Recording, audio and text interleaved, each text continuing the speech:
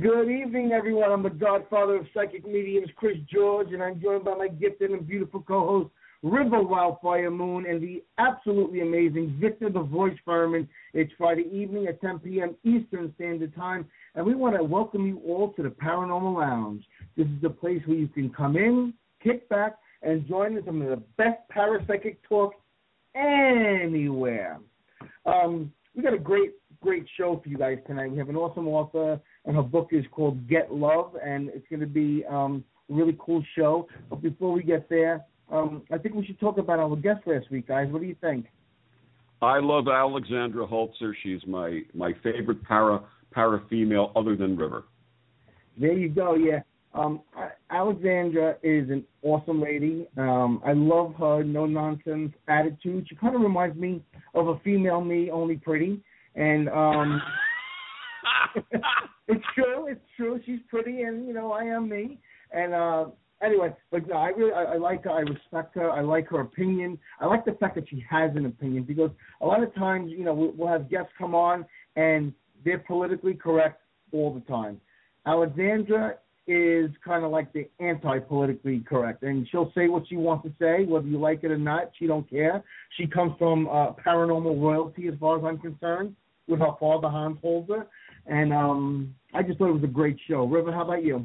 Absolutely, I loved her, and she really was. She was an everybody's kind of lady. She talked to us. She was real about everything. She gave her personal thoughts and feelings. She went above and beyond. You know, most people when they interview, they don't do that. So it was nice to hear her personal stories. And Chris, she cusses just like you. Yeah, I know she does. And she actually zinged me a few times on the show, if you remember. Yes. But you know, I kind of turned me on. But that's a whole other story. But anyway, is our guest with us right now? Kimberly, are you with us? I absolutely am. Okay, I hope that turned on comment didn't scare you away. I'm really nice, I promise. Just so you know. I'm not concerned at all. I tend to say exactly what I think. Okay, well, you know what? I think we're going to like you a lot. So let me just explain to you how this works, Kimberly. You know, we start the show off with questions from our audience for myself, Victor, and River. And I like to actually throw them out there to our guests as well. So if you want to answer these questions with us, please jump in with us, and we'll prompt you when it's your turn, okay? Absolutely. Okay, so the first one goes, this one is for River. And River, this one is from Johnny Dinkleberry. And Mrs. Dinkleberry would like to know, why is it that people who have it all can't be thankful for what they have? They always want more. And people who have nothing count their blessings every day. That's a great question. I don't know if it's all people. I think it stands out a little bit for us more when we see people as being blessed and ungrateful for their blessings. But I don't know that it's all people, you know. And so, yeah, there you have it. How about you, Vic? You want to throw something in there? Just, you know, it's interesting. People have this impression that I'm wealthy, and I am wealthy in love. I'm wealthy in energy. I'm okay financially. I'm not a wealthy person. And somebody says, come on, you must have tons of money. And you know what? In my life, I've always had enough. I've never had too much, but I've always had enough. And I've been very blessed in that whatever circumstance we've been in life, we've been okay. All right, well, I'll throw a little something out there. I find that a lot of privileged people are very greedy. And maybe that's why they're privileged, because they are greedy. I don't know. I can never be that way. So, Kimberly, if you'd like to throw your 2 cents in, you're more than welcome. Sure, I'm happy to throw my 2 cents in. I totally disagree. I live in the mountains, and I live near a town where there are a lot of old oil rich. And they drive old trucks. They have genes. They've worked hard all their lives. They're grateful. They follow their particular brand of spirituality. I just got back from TED. Billionaires walking the hall, spend their entire lives now doing nothing but giving their money away. To say that you hate rich is like saying that the poor are poor because they're useless and don't want to work. That type of categorization helps no one. Absolutely. I think we all need to open our hearts and be grateful. Absolutely. Absolutely, absolutely. Great answer. Now, Victor, this one is from David, but you know what? You know what annoys me? Why would somebody ask such a cool question and only pigeonhole it to just you? I think we all need to answer this question. Well, that's because David is my brother. Is that what it is? And today's his birthday. Okay, this is your brother. Happy birthday, David. So David would like to know, if you can have dinner with any 3 people that have passed that aren't family, who would they be? And I know who my 3 are quickly, but go ahead, Victor. Oh, so many. I think George Harrison. Oh, cool. Definitely Einstein. No question about Einstein. And I think Charlie Chaplin. Oh, that would be awesome. Yeah. Would he talk? Absolutely. Okay. River, how about you? Good question. I'd go for Marcus Aurelius. I'd go for Anais Nin any day of the week. And I have to hold the last one open. I don't know. I couldn't decide right now. There's too many others I'd want to pick from. I don't know. Marcus Aurelius? Yeah. Why?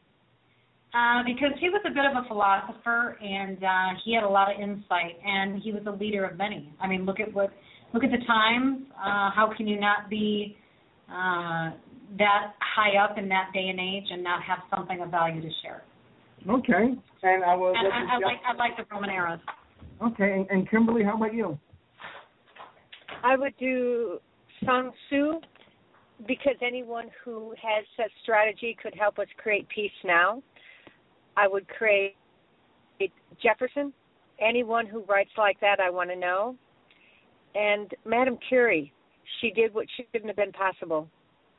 Okay, outstanding. Me, I'm more, listen, I'm a Guinea, so I'm going with 3 Guineas. I'm going with Sinatra, Dean Martin, whose real name was Dino Martino, and James Gandolfini, who I did actually meet and had actually about 10 shots of scotch with James Gandolfini before he passed. Awesome dude. I would love to sit down with those 3 and just hang out and have a great time, smoke cigars, and just talk whatever they wanted to talk about. So those would be my 3. Now, this one is for me from, what's that? You like that? Good pick. Yeah, I do. Okay. Now, this one is for me from Allie. And Allie wants to know, is there something that happened on this show that has ever upset you? And that's an easy one. Years ago, this is before you were my co-host on Second Sight, I gave a girl a reading, and she was like 46, I believe, at the time, and she was a really sweet girl, and she asked me about getting pregnant. And, you know, when I give a reading, you know what I always say, don't ask me a question if you don't want the answer. And, you know, I can't always promise I'm going to get the answer, but when it comes to me, I'm going to give it to you. And I told her, I said, yeah, I do think that you'll be pregnant before the end of the year, if you're not careful. I said, and she says, the kid going to be okay? And I said, honestly, I see a heart problem and I see Down syndrome. And maybe I shouldn't have said that, but that's what came to me. And I told her. She got very mad at me. She spit in my face and walked out. But before she did that, I said, I also said that I think he's going to live 2 years before he passes. Okay. So then she spit in my face and she walked out. 2 years later, this was right before you started being my host on Second Sight with myself. I get a phone call at the show. We were doing a live reading show, and it was her. And she asked me if I remembered her.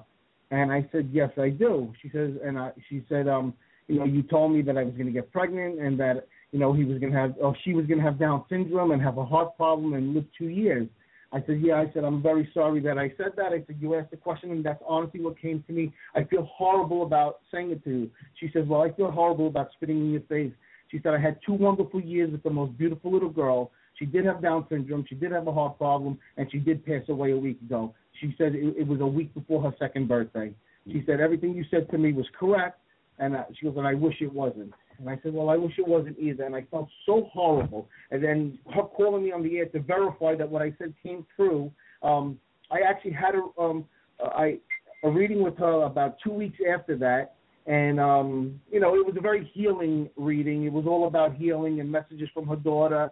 And it was amazing. But on the show that night, honestly, it really tore me up. So that would be mine.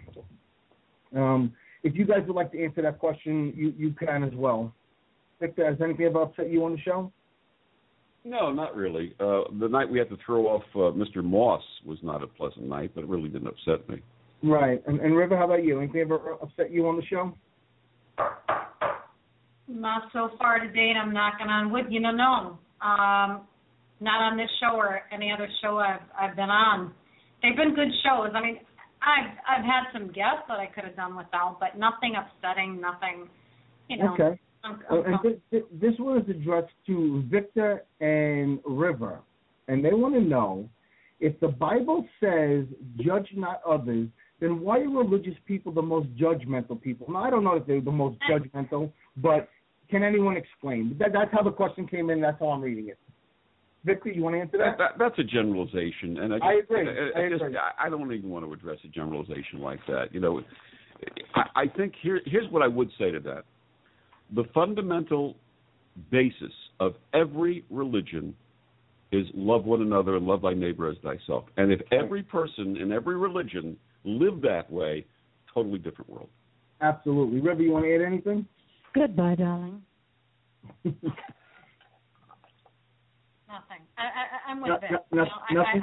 I don't even engage in stuff like that. Okay, I agree. I didn't even really want to read it because it kind of annoyed me, the question. I'm not even going to pose it to our guest. And River, this one is to you from Mr. Booty Call. And Mr. Booty would like to know, and I think we could all answer this, if you could choose one thing, what would it be? Wisdom, faith, love, or superpowers?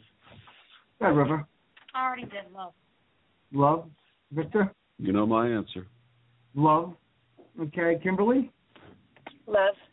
Love. Okay, I'm going to go with love, too. Although I would like to mix in a little bit of superpowers, but I'll take the love. Anyway. But love gives you superpowers.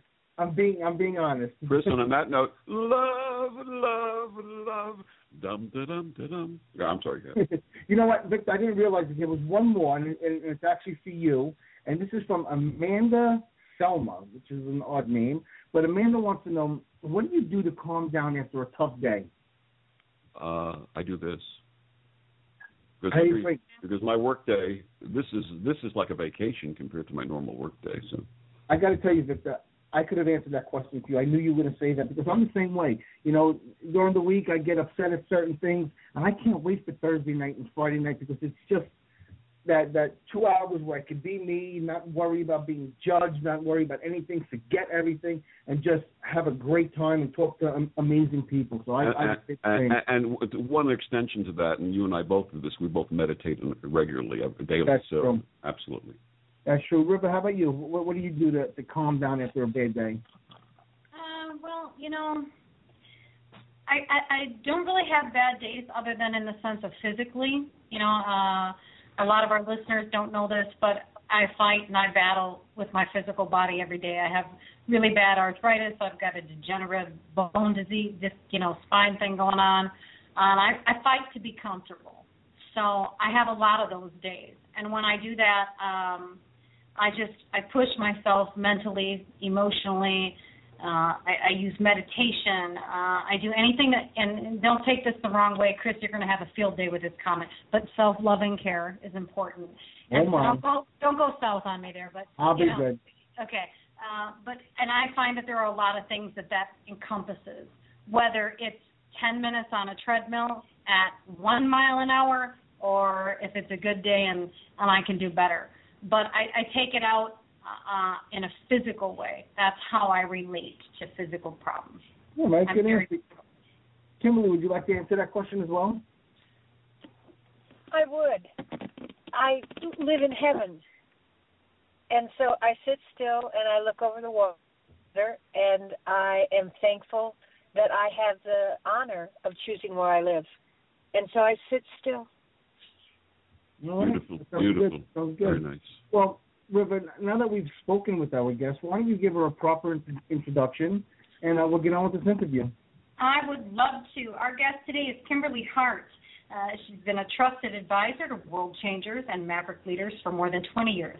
She consults and lectures internationally on relationships and the challenge of personal change. She has been featured on CBS and NBC National News and cited in Cosmopolitan, Glamour, and multiple regional newspapers and magazines. She has hosted her own talk radio show on both coasts and has been a guest on over 150 radio stations. Her first book, When Fairy Tale Romances Break Real Hearts, was met with enthusiastic acclaim from